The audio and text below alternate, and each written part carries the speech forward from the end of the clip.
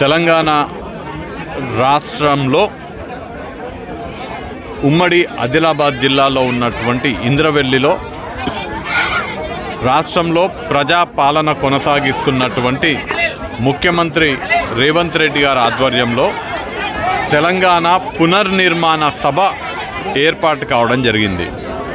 గత 10 సంవత్సరాలలో తెలంగాణ రాష్ట్రం పూర్తిగా నిర్లక్ష్యం చేయబడి రాష్ట్రంలో ఉన్నటువంటి అవినీతి కుటుంబ పాలన కొనసాగుతుంటే ప్రజలందరూ కూడా తిరగబడి కాంగ్రెస్ పాలనని ప్రజాపాలనని ఎన్నుకోవడం జరిగింది.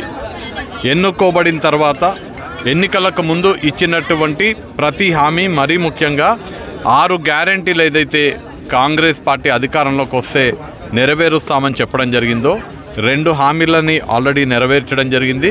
ప్రజలందరి విశ్వాసాన్ని ఈ ప్రభుత్వం గెలుచుకోవడం జరిగింది. ఆ సందర్భంగా ఇవాళ తెలంగాణ పునర్నిర్మాణ సభ ఏర్పాటు చేయడం జరిగింది. తెలంగాణ రాష్ట్రం పునర్నిర్మాణం కాబోతుంది. అలానే గత 10 సంవత్సరాలుగా ఉమ్మడి పాలమూరు జిల్లా, మహబూబ్ నగర్ జిల్లా కూడా నిర్లక్ష్యానికి గురవ్వడం జరిగింది. ఆ నిర్లక్ష్యాన్ని ఛేదిస్తూ ఇవాళ ముఖ్యమంత్రి గారి నాయకత్వంలో మన పాలమూరు జిల్లాకి న్యాయం చేయాలనే ఉద్దేశంతో రాహుల్ గాంధీ గారి భారత్ జోడో న్యాయ యాత్రని స్ఫూర్తిగా తీసుకొని పాలమూరు న్యాయ యాత్ర చేపట్టడం జరిగింది. మక్తల్ నియోజకవర్గంలో శ్రీహరి గారి ఆధ్వర్యంలో ఈ యాత్ర ప్రారంభమయ్యి ఇవాళ 3వ రోజుకు ఈ యాత్ర చేరుకున్నది.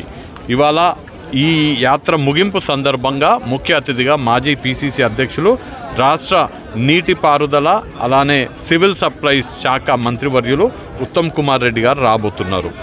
ఏ విధంగా అయితే తెలంగాణ పునర్నిర్మాణం జరగబోతుందో అదేవిధంగా మక్తల్ నియోజకవర్గ పునర్నిర్మాణం కూడా జరగబోతుంది.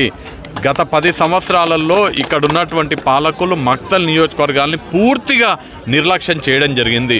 ఉదాహరణకు మీరు గనక మనం ఉన్నటువంటి ఈ నర్వ మండలంలో చూస్తే నర్వ మండల ప్రజల ఆకాంక్ష అయినటువంటి ఇంటర్మీడియట్ కాలేజ్ లేదు, 30 పడకల ఆసుపత్రి లేదు, హాస్పిటల్లో తగు సదుపాయాలు లేవు. సాగుతుంది ఈ ప్రజాపాలనలో ప్రజలకు సేవకులుగా ఈరోజు ఎన్నుకోబడ్డటువంటి కాంగ్రెస్ ప్రజాప్రతినిధులు ప్రజలకు సేవ చేస్తారు.